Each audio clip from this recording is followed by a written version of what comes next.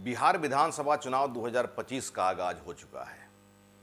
बिहार की सत्ता हथियाने के लिए सारी राजनीतिक पार्टियां होड़ में लग गई हैं। लेकिन आज हम लोग बात करते हैं महागठबंधन के बारे में।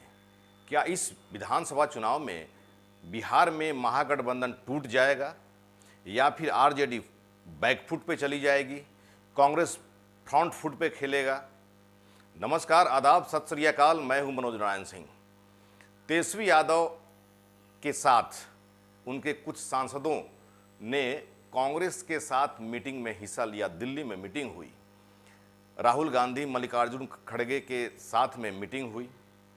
ये तो तय था कि सीटों के बंटवारा को लेकर के तो बात फाइनल नहीं ही होगा, लेकिन एक मीटिंग का जो फॉर्मेलिटी होता है वो फॉर्मेलिटी होना भी चाहिए था। लगभग 10 साल पहले से कांग्रेस यहां पर चाह रही है कि फ्रंट फुट पे हम लोग खेलें। कांग्रेस में जो भी यहां कांग्रेस के पदाधिकारीगण हैं या कार्यकर्ता हैं, वो चाह रहे थे कि हम लोग बैक फुट पर कब तक खेलते रहेंगे, हम लोग फ्रंट फुट पे खेलें। लेकिन आलाकमान के कान पे जू नहीं रेंग रहा था।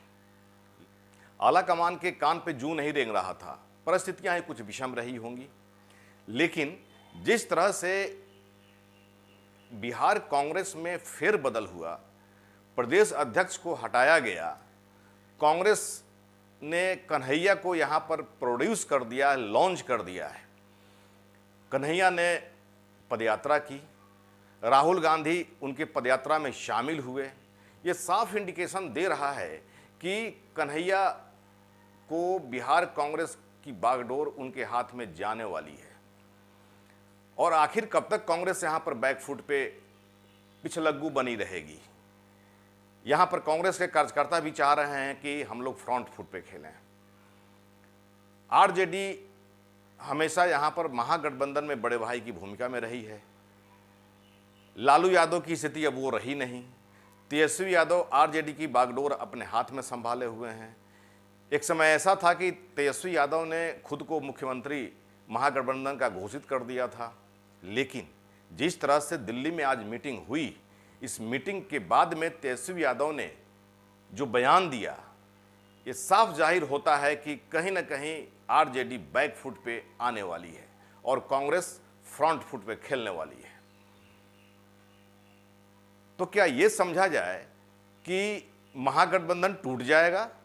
ऐसा हो सकता है कि महागठबंधन टूट भी सकता है, क्योंकि कांग्रेस यहां पर फ्रंट फुट पे खेलने के लिए बेचैन है। अंदरूनी खबर यह आ रही है कि कांग्रेस 70 सीट मांग रही है। बिहार विधानसभा चुनाव में 70 सीट का डिमांड कर रही है। अगर 70 सीट अगर मिल जा रहा है, थोड़ा बहुत 2-4-5 आगे पीछे कर करके मिल जा रहा है, तो फिर गठबंधन तो बना रहेगा। लेकिन कांग्रेस पुरजोर कोशिश में है कि अब की बार दमदार तरीके से बिहार में चुनाव लड़ा जाए।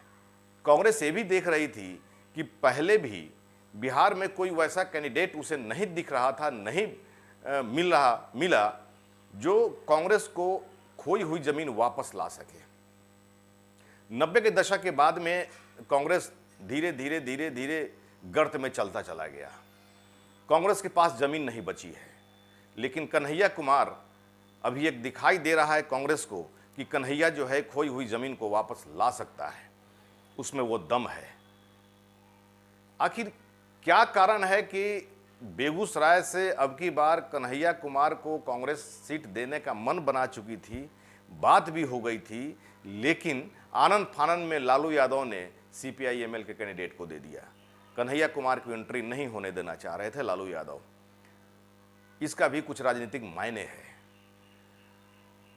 लेकिन कन्हैया कुमार जिस तरह से पदयात्रा किया और राहुल गांधी ने आकर के सपोर्ट किया, जाहिर सी बात है कि राहुल गांधी के मन में कुछ न कुछ खिचड़ी पक रही है और वो चाह रहे हैं कि बिहार में कांग्रेस फ्रंट फुट पर खेले। हालांकि आज की मीटिंग एक फॉर्मेलिटी रहा। 17 तारीख को पटना में मीटिंग होने वाली है महागठबंधन के सभी घटक दलों के साथ, और उसमें क्या निर्णय निकलता है इस पर भी सारे सियासतदानों की निगाह रहेगी।